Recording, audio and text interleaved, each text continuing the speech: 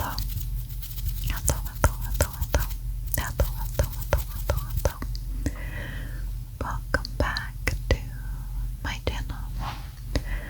I'm Sammy Simple, and today I want to talk to you about Teal Swan. This was suggested to me by a lovely follower named Paula.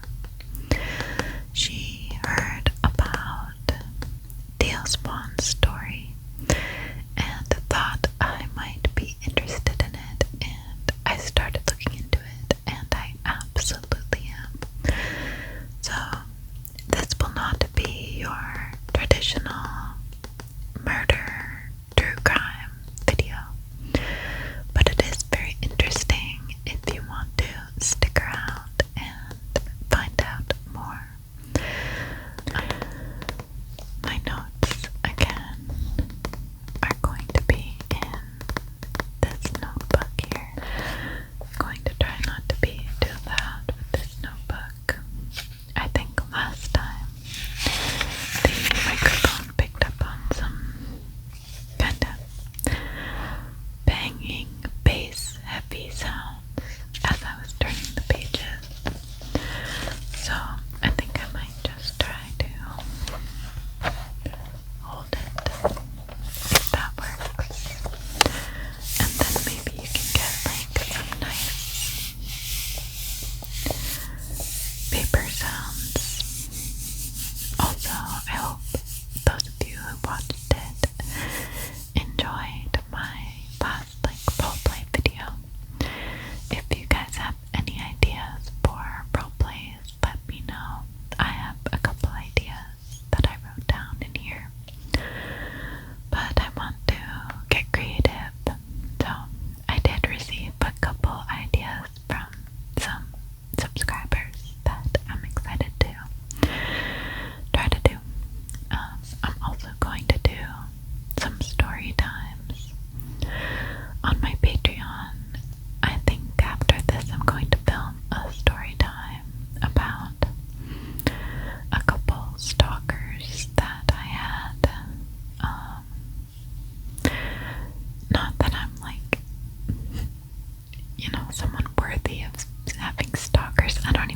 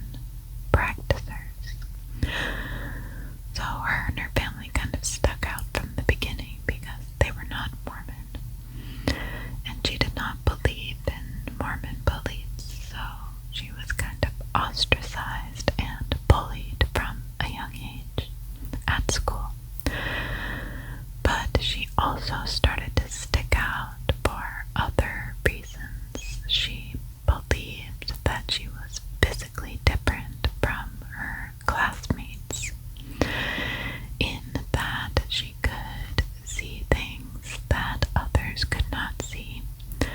She believed that she could hear things that others could not hear. She started to notice that she would respond differently to certain sounds. Sounds a little bit like ASMR, right? She seemed to think that this meant that she had clairvoyance and extrasensory abilities. She claimed that because of this, she ended up being abused by a neighbor who was the head of a satanic cult.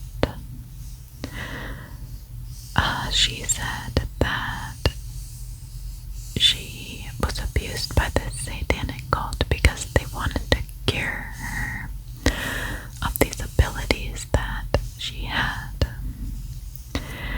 She claimed that one of the rituals required that she was sewn inside of a corpse. So she ended up going to a therapist at the time. I believe this was later in her life, not as a kid, as an older person, a teenager, or a young adult. And she said that those memories of being in a satanic cult were uncovered by her therapist and her working together with a special memory recovery technique. So she uncovered these memories of a satanic cult, and she also uncovered memories, she said, of some kind of portal that she passed through. So the therapist that she worked with was named Barbara Snow. So that's when I knew that this case was going to be, or not case, this story was going to be an interesting story for me personally, just because I'm very interested in the satanic panic and kind of mass fear of these so-called satanic cults in the 80s and 90s, excuse me. So Barbara Snow, if you don't already know, is famous for helping hundreds, probably, maybe not hundreds, around 100 children uncover similar memories of being abused by a satanic cult as a child. She was known to uncover memories of children being abducted by these cults. Teal Swan even said that she remembers multiple children being sacrificed while she was being abused by this satanic cult. So Barbara Snow was at the center of the Allen Hatfield sex abuse case in 1987 in Leahy, Utah. So it started with a couple children accusing their babysitter of abusing them.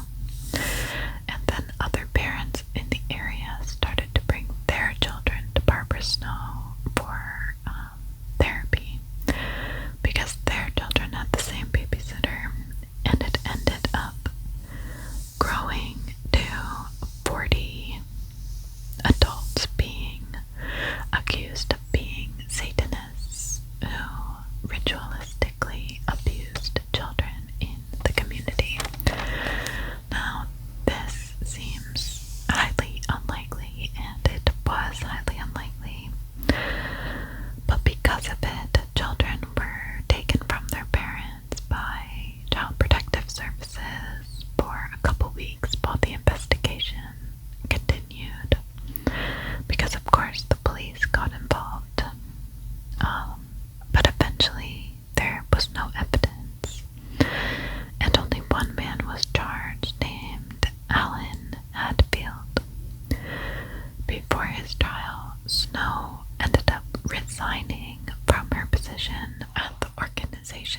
she worked for,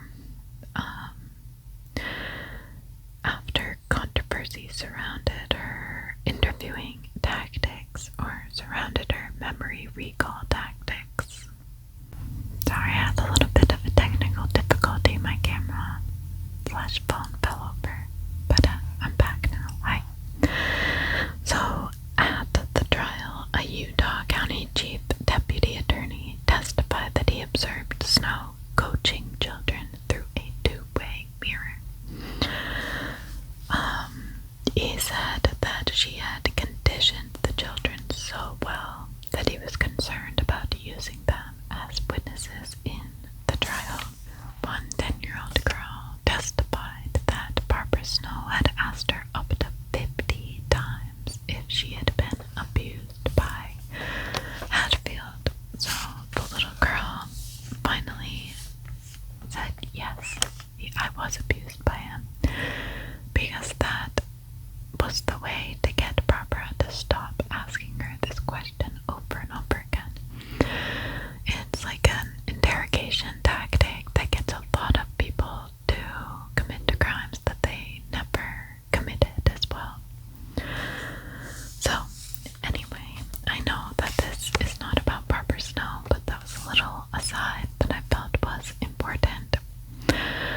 So, Teal ended up reporting the abuse to the police after talking to Barbara Snow,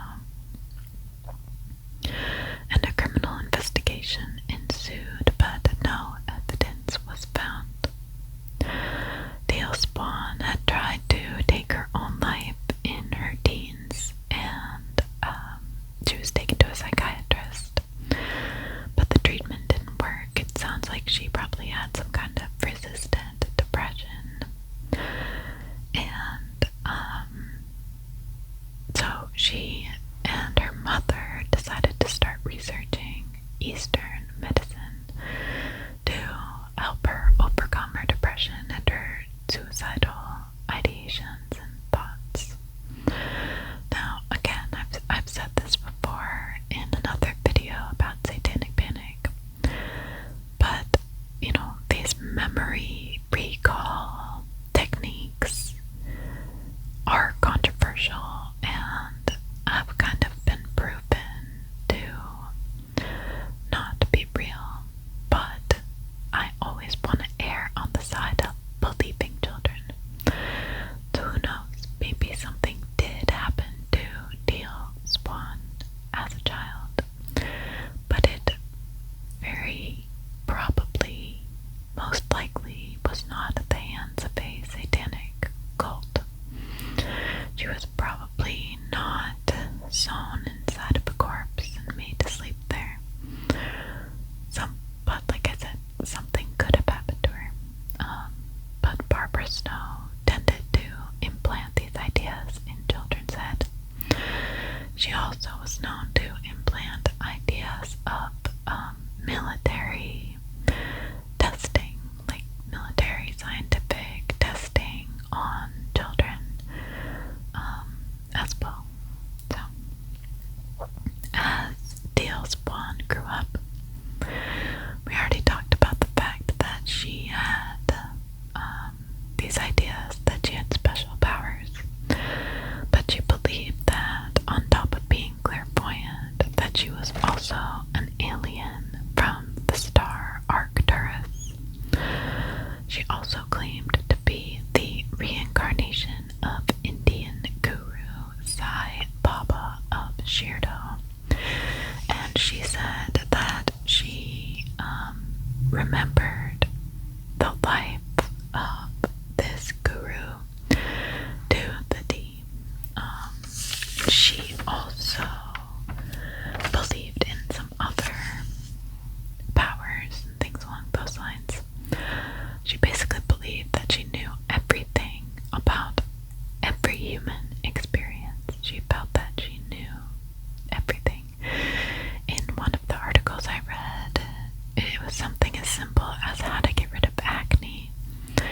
And she said that acne or clogged pores was the result of unresolved issues, unresolved anger, or sadness, or negative emotions inside you. So once you get rid of those negative emotions and you breathe through your pores, you'll get rid of your acne. So she believed that she had like the medical solution to everything through spirituality and healing. Spirituality, of course, is a huge part of therapy. Mind, body, spirit, that connection there, I've learned through my therapy, is very important, but it has to be done in a responsible way. And this idea of irresponsibility continued to come up in my research about Teal. But let's move on. So, she first became popular when she released the book called The Sculptor in the Sky, and she started her YouTube channel then. I believe that was in 2012. The next year, she became much more popular and became kind of a global presence. She was on that first wave of YouTube influencers. She said that she focused her ministry on the healing of others and their psychological ailments, including suicidal thoughts and ideations.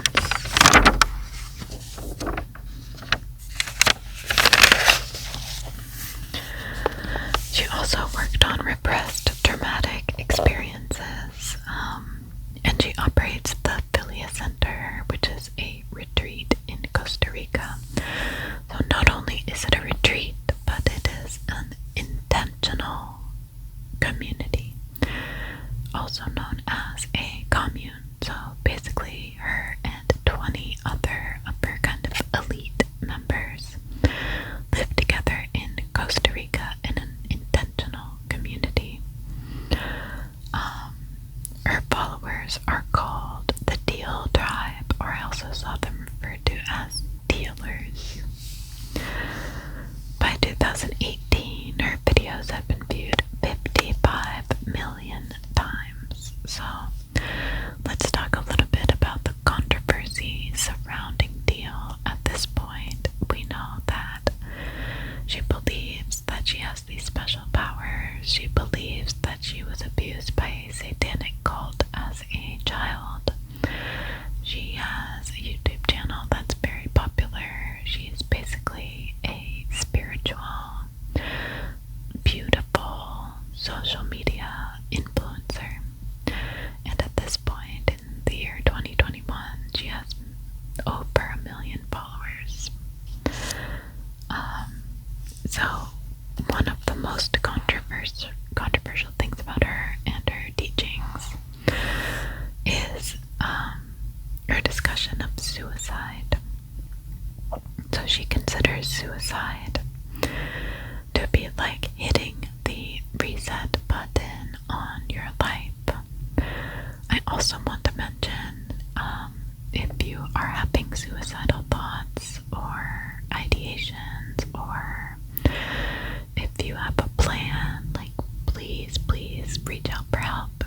Send a friend an email, send a friend a message, call your family, talk to anyone that you feel comfortable talking to, and email me, send me a message on Instagram, whatever.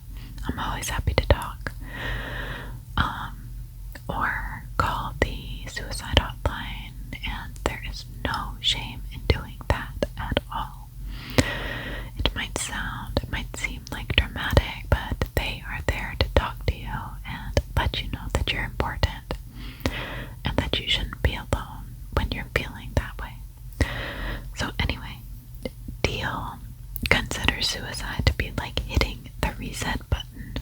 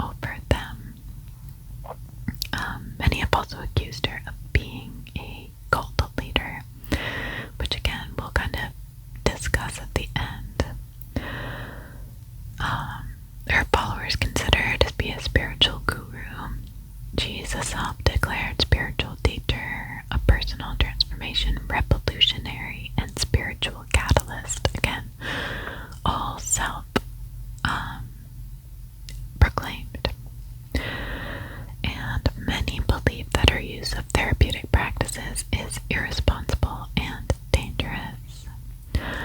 So an 18-year-old named Casey had recently joined the Teal tribe on Facebook. She revealed that she was considering suicide and was encouraged to watch one of Teal's videos, where Teal encouraged suicidal people to, again, view suicide as a reset button for their lives, as like a last resort, but a viable one, a viable option. And Teal said that it would be important to visualize your own death and how you are going to do it. So Teal's response to the critics on this is that she believed that if you thought about your own death in like grisly detail, that you would be deterred from killing yourself. But many experts have said that when you play something through in your mind, whether it be positive or negative, your mind and your body and your nervous system react in a way to where it believes it's actually happening. So, like a lot of professional musicians and concert pianists and Olympic athletes play through their routines or their songs or whatever in their head before they go out and perform it. So it's almost like you're practicing. And experts say that if you do that with something like suicide or killing yourself, that you can be more likely to kill yourself, which is why they say that Teal has been completely irresponsible with her therapeutic techniques. And that really reminds me of Keith Raniere and the way that he used therapeutic techniques that work when used in a responsible way by licensed therapists who have oversight and who have a degree and who are doing continual education and things like that. So in one of my therapy sessions, my therapist used a technique with me that Keith Raniere used in one of the documentaries that I watched about him. And I was like, hold on a minute, Beth, are you trying to get me to join a cult or something? And she was like, what do you mean? And then I talked to her all about Keith Raniere and Nexium, and I got her researching it, and I just thought it was funny because when she was using it, it was very much, she's someone that I trust. She's not trying to get me to join a cult. I know that. It's just that kind of rang a bell in my head. Anyway, my point is a lot of cult leaders try to use these techniques in ways that they don't understand the consequences. So Casey ended up killing herself, and then shortly after, another follower ended up killing themselves. And I believe at least 2 more people have committed suicide since then who have followed Teal Swan. I'm not sure that police are necessarily investigating her, but they know the connection between Teal and her organization and these deaths.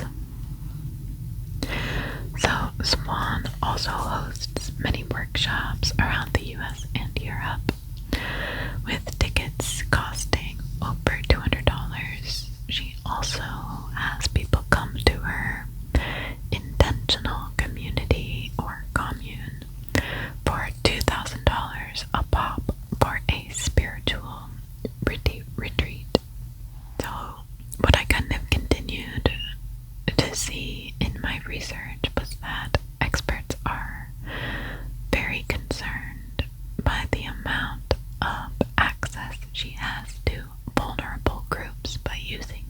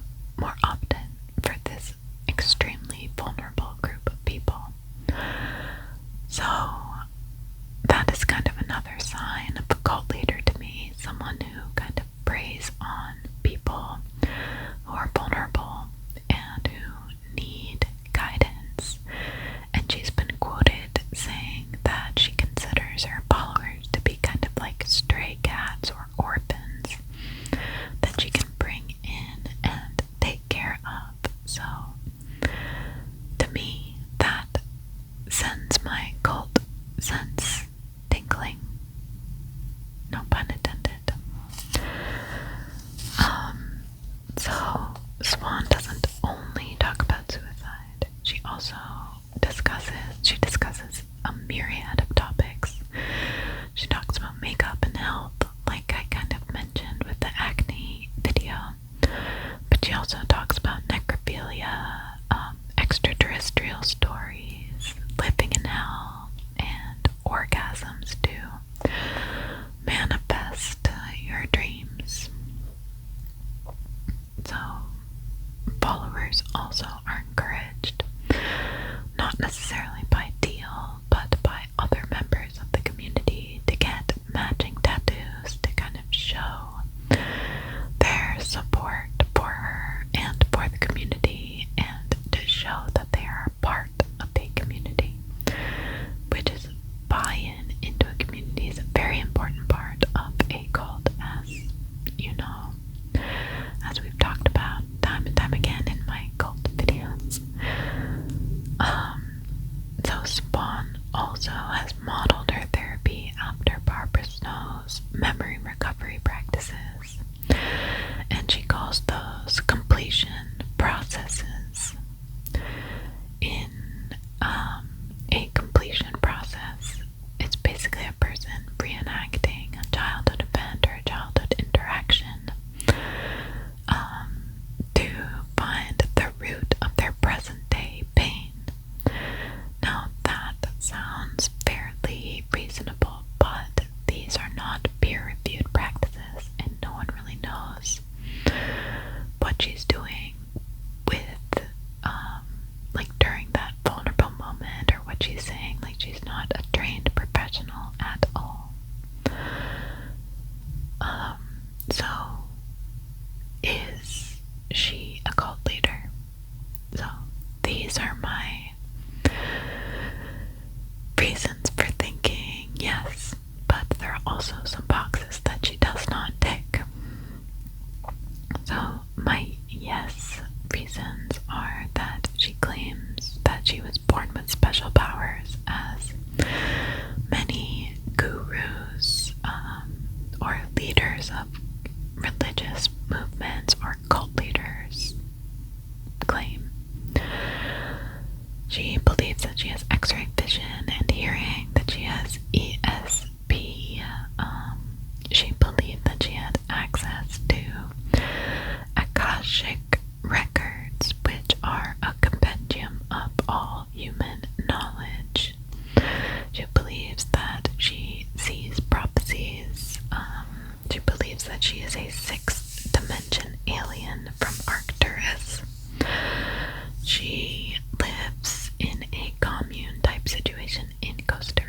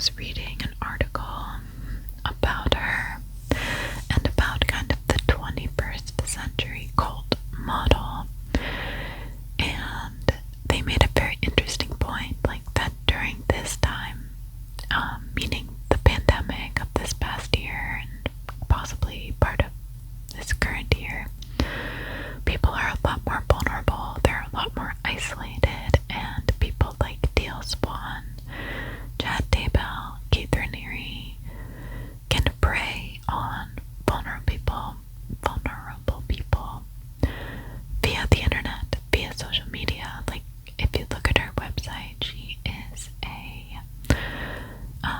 she's very good at marketing herself, and she's absolutely gorgeous, so she looks like your everyday, like, beauty influencer. Imagine if she had an ASMR channel, oh my god. So, I wanted to read a couple quotes before I say goodbye. So, this is from a blog post that she made. People like myself who are leading a spiritual movement, we live in terror of situations like Osho got himself into. We live in terror of being unable to control what other people in our following do and don't do, but being made responsible for it. So I think with that quote, she was talking about being blamed for the suicides of people in her group. But that is such a cop-out to me, because if she is kind of spewing this dangerous rhetoric, that's what happens. People listen to it, people believe it, and people trust you. And those are the consequences, and you should take responsibility for them. So this was also from an article. Is it or isn't it a cult is beside the point, says Jessica Glazier, who produced a podcast called The Gateway about Teal Swan. I haven't listened to this podcast, but I heard that it's very good. Whether or not we label it a cult doesn't matter, because what she is doing